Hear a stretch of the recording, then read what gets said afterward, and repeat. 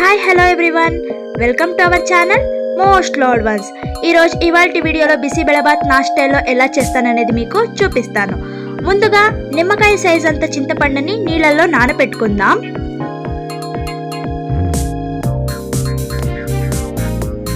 నేనైతే ఇలా పొడి పొడిగా చేసుకొని నానబెట్టుకుంటాను, సో దట్ చింతపండు త్వరగా నానుతుందని చెప్పి.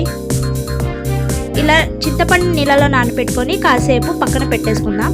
ఇప్పుడైతే కుక్కర్లో 1 గ్లాస్ డిపో బీమ్, లావ్ బీమ్ అంటాం కదా, అది వేసుకుందాం.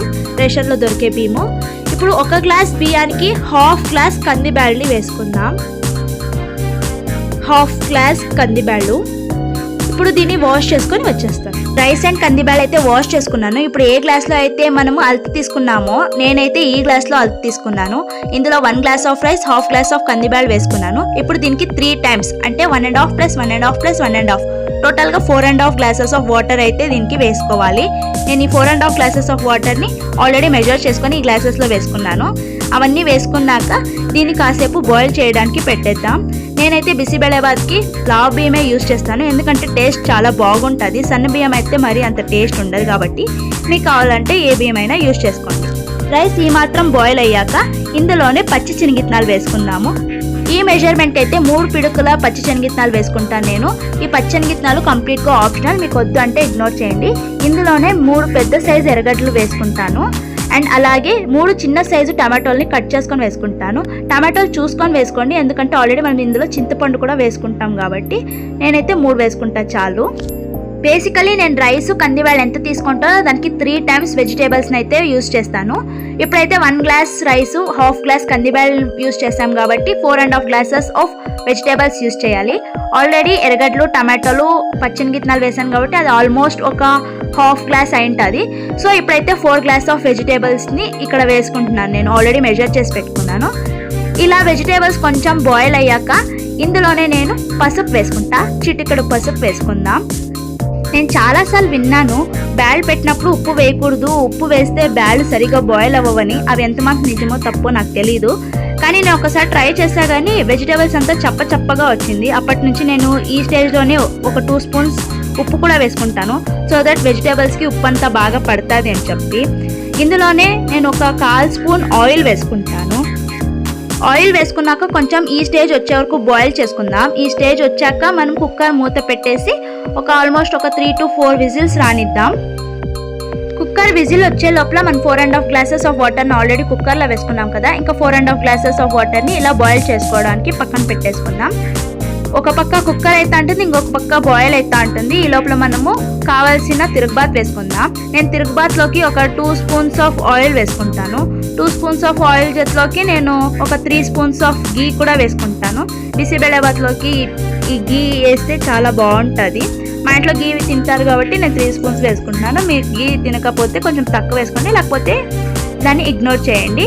అండ్ కొంచెం ఆయిల్ అండ్ గీ కరిగాక ఇందులోనే ఒక 2 స్పూన్స్ ఆఫ్ సాసులను యూజ్ చేద్దాము. ఏంటి బూస్ట్ డబ్బా అని అనుకోకండి, as usual Indian moms do these. Boost డబ్బాలో, బోర్మిటా డబ్బాలో అన్నిట్లోనూ వేసి పెట్టేస్తుంటారు. మా మమ్మీ బూస్ట్ డబ్బాలో సాసులు వేసి పెట్టారు. సాసులు చిటపట అన్నాక ఇందులోనే గోడంబి వేసుకుందాం. గోడంబి తింటారా? మా ఇంట్లో అయితే గోడంబి తింటారు కాబట్టి మేము వేసుకుంటాం. బిసిబెళబాత్లో గోడంబి వేస్తే ఇంకా టేస్ట్ బాగుంటుంది. మీకు కావాలంటే వేసుకోండి, లేదంటే స్కిప్ చేసుకోండి. సాసులు చిటపట అన్నాక ఇప్పుడు గోడంబి వేసుకుందాం. గోడంబి గోల్డెన్ బ్రౌన్ వచ్చే వరకు కొంచెం ఫ్రై చేసుకుందాం. అవును, మీ పక్క సాసులు అంటారా, ఆవాలంటారా? కామెంట్ సెక్షన్లో పిన్ చేయండి. గోడంబి గోల్డెన్ బ్రౌన్ వచ్చాక ఇందులోనే 5 to 6 బ్యాడిగే మెంషన్కాయ వేసుకుందాము. దీన్ని మా పక్క బ్యాడిగే మెంషన్కాయ అనే అంటారు. నా చెల్లెలు పక్కలో నించొని, అక్క ఇవి ఎండు మిరపకాయలు కదా, బ్యాడిగే మెంషన్కాయ అంటున్నావేంటి అని అడుగుతుంది. ఇవి బ్యాడిగే మెంషన్కాయనండి. ఇవి బిసిబెళబాత్కి మంచి ఫ్లేవర్ ఇస్తుంది. బ్యాడిగే మెంషన్కాయ అంటే పెద్దగా కారం ఉండదు, కలర్ ఎక్కువ ఇస్తుంది. బిసిబెళబాత్కి అయితే మ్యాక్సిమం నేను ఈ మిరపకాయలనే వాడతాను. చిల్లీస్ కాస్త ఫ్రై అయ్యాక ఇందులోనే ఒక పెద్ద సైజు క్యాప్సికమ్ని కట్ చేసుకొని వేసుకున్నాను. క్యాప్సికమ్ కూడా చప్పగా ఉండకూడదని ఇందులోనే కొంచెం సాల్ట్ వేసుకుంటున్నాను, సో దట్ క్యాప్సికమ్కి కొంచెం సాల్ట్ పడుతుంది అని చెప్పి. యూజువలీ నేనైతే 1 or 2%కి బిసిబెళబాత్ చేస్తాను, లేదంటే మ్యాక్సిమం అన్నా నేను 4 మెంబర్స్కి అంతే చేసేది. ఈరోజు మా డాడీ మమ్మీ వాళ్ళ యానివర్సరీ కాబట్టి మా చెల్లి గారులు అందరూ వచ్చారు. సో అందరికీ చేరి నేను ఈరోజు అయితే 6 మెంబర్స్ క్వాంటిటీలో ఈ బిసిబెళబాత్ చేస్తున్నాను. యూజువల్లీ అయితే ఈ క్యాప్సికమ్ని నేను కుక్కర్లోనే బాయిలింగ్ పెట్టేసేదాన్ని, కానీ అది కొంచెం స్మాష్ అయిపోయి కొంచెం సాఫ్ట్ అయిపోయేది, క్యాప్సికమ్ దొరికేది కాదు. అప్పటి నుంచి నేను ఇలా ఫ్రై చేసి వేస్తున్నాను. నిజం చెప్పాలంటే క్యాప్సికమ్ని ఇలా ఫ్రై చేసి వేస్తే ఆ బిసిబెళబాత్ టేస్ట్ ఇంకా పెరుగుతుంది. క్యాప్సికమ్ ఈ మాత్రం ఫ్రై అయితే చాలు. ఈ మాత్రం ఫ్రై అయ్యాక ఇంకేం దించే టైంలో ఇందులోనే ఇంగువ వేసుకుంటున్నాను. నాకు తెలీదు దించేటప్పుడే ఇంగువ వేయాలి అని మా మమ్మీ చెప్పేది చాలాసార్లు. నేను ఎందుకు అని ఏం క్వశ్చన్స్ అడగలేదు, అడిగినా కూడా మా మమ్మీ ఆన్సర్ చెప్పదు అనుకోండి. దించేటప్పుడు ఇలా ఇంగువ వేసుకొని ఆఫ్ చేసుకొని దించేద్దాము. ఈ లోపల కుక్కర్ చల్లారింది. నెక్స్ట్ ప్రాసెస్ ఏంటో చూద్దాం. స్టార్టింగ్లో చింతపండుని నానపెట్టుకున్నాం కదా, ఆ చింతపండులోని పిప్పి తీసేసి ఆ రసంలోనే బిసిబెళబాత్ పౌడర్ని మిక్స్ చేసుకొని పెట్టుకోనండి. ఆ క్లిప్ అయితే మిస్ అయిపోయింది నా దగ్గర, నేను చూపించలేకపోతున్నాను. ఇలా మిక్స్ చేసుకున్న మిశ్రమాన్ని మీరు ఈ బిసిబెళబాత్లోకే వేసుకొని మిక్స్ చేసుకోండి. నేనైతే 6 మెంబర్స్ కాబట్టి నేను 12 రూపీస్ ప్యాకెట్ తెచ్చుకుంటాను. యూజువల్లీ నేను తప్ప ఇంకెవరు బిసిబెళబాత్ కుక్ చేయరు మా ఇంట్లో. సో నేను ఎంత కావాలో అంతమంది తెచ్చుకొని చేసుకోవాలి, మిగతా వేస్ట్ అయిపోతుందని చిన్న ప్యాకెట్లే తెచ్చుకుంటాను. మీ దగ్గర పెద్ద ప్యాకెట్ ఉంటే మీకు ఎంత కావాలో అంత చూసుకొని వేసుకోండి. యాక్చువల్లీ నేను వీడియో చూపిస్తూ మర్చిపోయాను, ఇలా వాటర్ వేసేక ముందే మనం నీట్గా స్మాష్ చేసుకోవాలి రైస్ని, సో దట్ ముద్దగా వస్తుంది. ఇప్పుడైతే కొంచెం ముదురుగా వస్తుంది, టేస్ట్ ఏం మారదు కానీ టెక్స్చర్ చేంజ్ అవుతుంది, కొంచెం ఉదురుగా వస్తుంది. The texture totally depends on you. మీకు ముద్దుగా కావాలంటే ఫస్ట్ స్మాష్ చేసుకొని తర్వాత వాటర్ వేసుకోండి. ఇట్స్ ఓకే కొంచెం ఉదురుగానే ఉన్నాయి అంటే వాటర్ వేసుకున్నాక జస్ట్ మిక్స్ చేసుకోండి చాలు. ఇలా వాటర్ వేసుకున్నాక అప్పుడే తిరగబాత్ వేసుకున్నాం కదా, అది నీట్గా వేసుకొని ఒకసారి నీట్గా కలుపుకున్నాక ఒక 2-3 మినిట్స్ బాయిల్ చేయనిద్దాం దీన్ని, సో దట్ ఆ క్యాప్సికమ్, బ్యాడిగే మెంషిన్కాయ, తిరగబాత్ వేసిన ప్రతి ఒక్క ఐటమ్ బిసిబెళబాత్లోకి నీట్గా మిక్స్ అవుతుంది.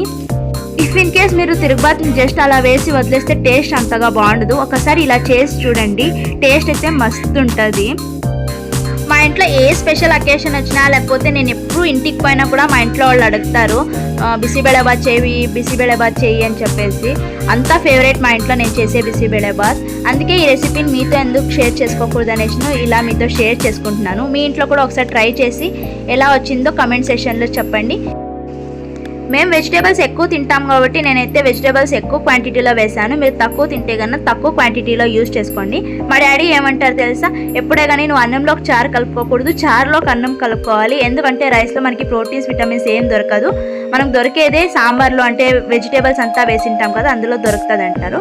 సో మేము చేసే ప్రతి దాంట్లోనే వెజిటేబుల్స్ కొంచెం ఎక్కువగా ఉండేటట్లే చూసుకుంటాను. ఈ స్టేజ్లోనే మీరు ఉప్పు టేస్ట్ చూసుకొని ఉప్పు తక్కువ అయితే ఉప్పు వేసుకోండి. నాకైతే కొంచెం తక్కువ పడింది కాబట్టి నేను ఒక 1.5 స్పూన్ సాల్ట్ వేసుకొని ఇంకోసారి మిక్స్ చేసుకొని కొంచెం బాయిల్ చేయనిస్తాను. ఇంకా లాస్ట్లో ఫినిషింగ్ టచ్గా కొత్తిమీర వేసుకుందాం. మా మమ్మీ ఇలా కత్తితో కట్ చేయడం చూసి నాకు ఇలాగే అలవాటు అయిపోయింది. నేను ఒక 2-3 టైమ్స్ చాకుతో కట్ చేసి చూశాను, మొత్తం ఆ ప్లేట్లోనే లేకపోతే చాపింగ్ బోర్డ్లోనే మెత్తుకొనేసేది. నాకెందుకో ఇదే బెస్ట్ మెథడ్ అనిపించి నేను కూడా ఇలానే స్టార్ట్ చేసుకున్నాను. ఇంకా నవ్వుకోకండి, ఏంది ఇది సిజర్లో కట్ చేసుకుంటున్నాను అనేసి. ఇలా కొత్తిమీర నీట్గా వేసుకున్నాక ఒకసారి కలుపుకొని సిమ్లో ఇంకొక 1 మినిట్ బాయిల్ చేసుకుందాం. ఇలా బాయిల్ చేస్తే కొత్తిమీరలో ఉన్న ఫ్లేవర్ బిసిబెళబాత్లోకి మిక్స్ అయ్యి మంచి ఫ్లేవర్ వస్తుంది. ఇంతేనండి, ఇంత ఈజీగా మనం బిసిబెళబాత్ని ఇంట్లోనే రెడీ చేసుకోవచ్చు. ఇంకా దీన్ని ప్లేట్లో సర్వ్ చేసుకొని బూందీ వేసుకొని తినేయడమే, అంతేనండి. కనుక మీకు నచ్చినట్లయితే లైక్, షేర్ అండ్ కమెంట్ చేయండి. అండ్ అలాగే ఇలాంటి మరిన్ని వీడియోస్ కోసం మా ఛానల్ని సబ్స్క్రైబ్ చేసుకోండి. Thank you for watching.